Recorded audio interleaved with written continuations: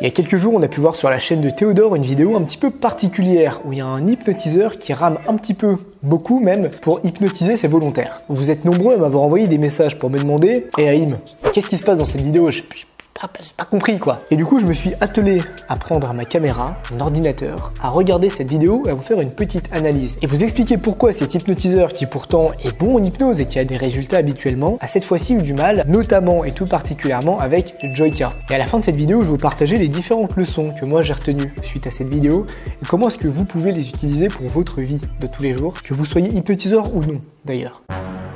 La première chose à comprendre, et ce sera la première partie de cette vidéo, c'est le contexte. Le contexte très particulier dans lequel était plongé cet hypnotiseur. Pour vous la faire courte, et si j'ai bien compris ce qui s'est passé, c'est Théodore qui l'a appelé à venir au lot pour hypnotiser lui et deux de ses collègues, donc Joyka et une troisième personne. Je ne connais plus son nom et je ne sais même plus s'il a été cité dans la vidéo d'ailleurs. Bref, déjà du point de vue de l'hypnotiseur, il y a déjà certains éléments qui peuvent lui mettre la pression. D'abord parce qu'il sait qu'il sera filmé devant des millions de personnes potentiellement. Deuxièmement parce que peut-être que c'était des créateurs qui suivaient, donc ça lui met aussi un petit peu de pression également. Et troisièmement, parce que quand on visualise la pièce dans laquelle ils sont, on sent qu'ils sont tous dos au mur, vraiment dans un endroit très étroit, peu espacé. 3, il va se relâcher complètement. 1, 2, 3. Maintenant. Et qu'il y a seulement 3 personnes en plus. 3 personnes pour faire une séance d'hypnose, ça rassure pas de ouf, même si on peut faire des choses incroyables avec 3 personnes, ça va pas être un élément rassurant. Parce que plus il y a de volontaires, plus on peut se dire qu'il y aura des gens qui seront sensibles. Mais surtout, l'élément qui dès le départ, moi, m'a mis la puce à l'oreille et m'a fait dire que ça allait très mal se passer, c'est la réaction des volontaires. Mais surtout et principalement celle de Joyka. Inspirez profondément et expirez profondément et concentrez-vous un maximum sur votre respiration et ouvrez les yeux à présent. Et de figer les deux mains de telle manière à séparer le vide, à enlever le vide qui est entre les deux mains. Vraiment. Jordan se le signe déjà. On dirait qu'il en a rien à foutre. Dès le début, il a une sorte de posture un petit peu nonchalante. Ça se sent vraiment qu'il veut pas du tout participer à la séance d'hypnose. Et d'ailleurs, j'étais pas le seul à m'en être rendu compte. Même dans les commentaires, les gens s'en sont rendus compte. Bref, avec cette posture-là, déjà c'était très mal parti pour qu'il se fasse hypnotiser. Alors maintenant que le contexte est posé et qu'on comprend un petit peu dans quelle merde cet hypnotiseur est, parce que vraiment, dès le début, on comprend tout de suite qu'il est dans la merde, que ça va être très dur et très compliqué pour lui de s'en sortir. Maintenant qu'on a compris ça, on va un petit peu analyser les quelques péripéties qui se sont passées durant cette séance d'hypnose. Alors vous le verrez au début de chaque séance d'hypnose, il y a quelque chose qui s'appelle le pré-talk ou l'installation du cadre, comme je préfère l'appeler. C'est une sorte d'étape où les hypnotiseurs vont commencer à parler, à expliquer ce que c'est que l'hypnose. Dès le départ, on sent directement que Joyka est saoulé, qu'il a déjà entendu ça et que ça ne l'intéresse pas. Petite question, est-ce que vous avez déjà vécu l'hypnose en mode spectacle? Je l'ai pas vécu moi, mais justement moi ça a pas du tout marché. Voilà. Déjà, Joyka n'était pas heureux d'être là. Néanmoins, l'hypnotiseur à ce moment-là, il a fait l'erreur de quand même essayer de débattre. On voit plusieurs moments qu'il essaye de se justifier. En fait, toi, c'est ce qu'on appelle un mécanisme de compensation. Regarde, tes deux bras, ils font l'inverse. Ou tu confonds ta droite et ta gauche, mais je pense que c'est le premier cas. C'est le premier cas. Non, c'est juste qu'il lui manque une couille. Par des petits éléments de blague, etc. C'est les autres, ces volontaires qui vont garder le lead de la séance d'hypnose. C'est eux qui vont un petit peu, entre guillemets, décider de la suite. Est-ce que tu peux te retourner, fermer les yeux? Il vient pas sucer tout le monde.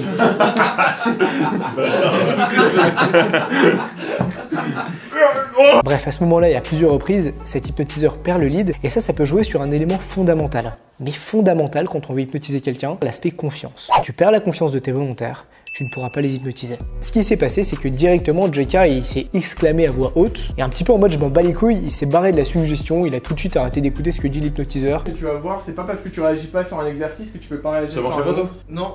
Mais je vous expliquerai un petit truc d'ailleurs par rapport à cette première exercice. Ce truc-là peut paraître complètement anodin, pourtant c'est pas le tien. Quand ça arrive lors d'une séance d'hypnose, c'est très grave. En exprimant comme ça à voix haute ce qui s'est passé dans sa tête, il a en fait implicitement hypnotisé les deux autres volontaires. Les deux autres volontaires, ils commençaient à se rentrer dans ce processus de transe. Ils commençaient à écouter ce que lui disait l'hypnotiseur, à être extrêmement focus sur ses paroles. Et l'hypnose, à ce moment-là, pourrait fonctionner. Sauf qu'en même temps, il y a Joyka. Il y a Joyka qui dit que ça marche pas. Et ce qui va se passer, c'est que ça va agir comme une suggestion chez eux. S'ils entendent ou perçoivent que chez quelqu'un d'autre ça ne marche pas, ils vont se dire est-ce que ça marche pour moi? Est-ce que je suis pas en train de faire un truc différent? Et en fait, ça risque de ne plus fonctionner chez eux. C'est pour ça qu'encore une fois, la grosse erreur de cet hypnotiseur, ça a été de tester et de retester sur Joyka. Généralement, quand ça fonctionne pas avec un volontaire, on le met vraiment de côté. Et après qu'on ait fait la séance avec les volontaires les plus sensibles, on vient travailler ce volontaire en utilisant des techniques personnalisées. Là, du coup, c'est pas ce qu'il a fait. Et justement, il va bien en payer le prix.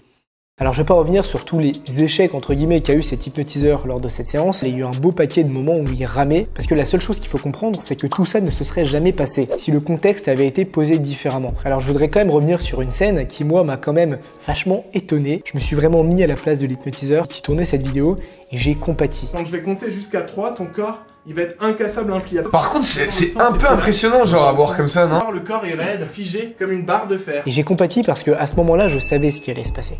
Parce que ce tour, je le connais. Ce tour d'hypnose qui paraît hyper impressionnant. On voit une personne qui est entre deux chaises, on peut lui grimper dessus. En réalité, c'est quelque chose que tout le monde peut faire. Voilà, vous pouvez essayer chez vous. Alors faites attention si vous avez des problèmes de dos, évidemment, mais c'est quelque chose que vous pouvez tester et vous verrez, vous y arriverez. Néanmoins, ça reste hyper impressionnant. C'est pour ça que les hypnotiseurs de spectacle utilisent ce tour. Le but, c'est quand même d'impressionner quand on fait du spectacle. Mais là, c'était une grosse erreur de faire ce tour. Parce qu'il y avait le sceptique de service qui a bien raison d'être sceptique, en réalité, je trouve, et qui était là. Et qui s'est dit, ah bah tiens, je vais essayer. Et je vais essayer. Il a raison. Il veut savoir si l'hypnose fonctionne, si l'hypnose existe. Donc il veut tester le truc et voir si ça fonctionne avec lui. J'ai envie de tester ça là.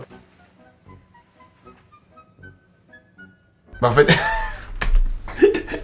Jordan n'est venu que pour démontrer que l'hypnose c'est nul. Quel dommage parce que il a réussi à faire exactement la même chose sans hypnose. Voilà, il fait un petit peu d'entraînement, il va à la salle de sport, on le sait. On peut quand même dire qu'à la fin, l'hypnotiseur s'est rattrapé en faisant quelque chose qu'il aurait dû faire dès le départ, c'est-à-dire ramener plus de gens. Voilà, je sais pas si c'était possible avant la séance. Dans tous les cas, il aurait dû faire ça plus tôt parce qu'au moins, il a pu trouver des volontaires qui étaient sensibles à l'hypnose à ce moment-là. Et là, il a eu des résultats hyper intéressants. Et malheureusement, on voit pas la réaction de Joyka à ce moment-là. Il y a un moment qui m'a un petit peu choqué où Théodore a dit ça dans la vidéo. Mais t'es ma gueule, gros. Putain, mais je suis quelqu'un qui est influençable, genre. Alors Théodore, je sais pas si tu regardes ma vidéo, mais sache que si c'est le cas, être sensible à l'hypnose, ce n'est pas être faible d'esprit. C'est pas être plus nul que les autres. C'est tout le contraire. Quand t'es sensible à l'hypnose, t'as un pouvoir, celui de modifier ta réalité en un claquement de doigts. Et c'est jamais quelqu'un d'autre qui a ce pouvoir, c'est pas l'hypnotiseur qui a ce pouvoir, c'est toi et seulement toi. Alors si t'es sensible à l'hypnose, je t'invite à t'intéresser réellement à l'auto-hypnose ou à comment hypnotiser. Parce que très clairement, grâce à ce pouvoir, t'as le potentiel d'utiliser des ressources dont la plupart des gens n'ont même pas idée qu'elles existent. Reprendre ton calme dans n'importe quelle circonstance. Faire disparaître une douleur en un claquement de doigts. Contrôler tes rêves. Bref, l'hypnose, ça t'ouvre des portes à un monde totalement inexploité. Et ça, il faudrait que plus de gens comprennent. Et c'est pour ça que j'ai fait cette vidéo. Alors en conclusion, je compatis énormément avec cet hypnotiseur. J'ai pas envie que cette vidéo soit prise comme une attaque, parce que clairement, c'est pas de sa faute. Il a été embarqué dans une sorte de traquenard, et le contexte avait l'air si compliqué à gérer que je sais même pas si moi, j'aurais fait mieux que lui à ce moment-là. Et je trouve que justement, dans le contexte de merde dans lequel il était, il s'est quand même pas mal débrouillé. Et toi, derrière ton écran, si tu veux apprendre l'hypnose, eh bien, il y a un lien juste en bas, dans la description de cette vidéo. En cliquant sur le lien et en t'inscrivant, tu pourras accéder à une formation totalement gratuite qui t'apprend toutes les bases pour hypnotiser et avoir tes premiers résultats hyper rapidement. En gros, ce que je te dis, c'est qu'en quelques minutes, tu peux apprendre à utiliser un pouvoir qui est incroyable et qui peut changer ta vie. Donc si ça t'intéresse, c'est dans la description. Et puis, je t'invite également à t'abonner. Pour t'abonner, c'est juste en bas. T'as un gros bouton rouge que tu connais très bien. Merci à vous d'avoir regardé cette vidéo et à très bientôt.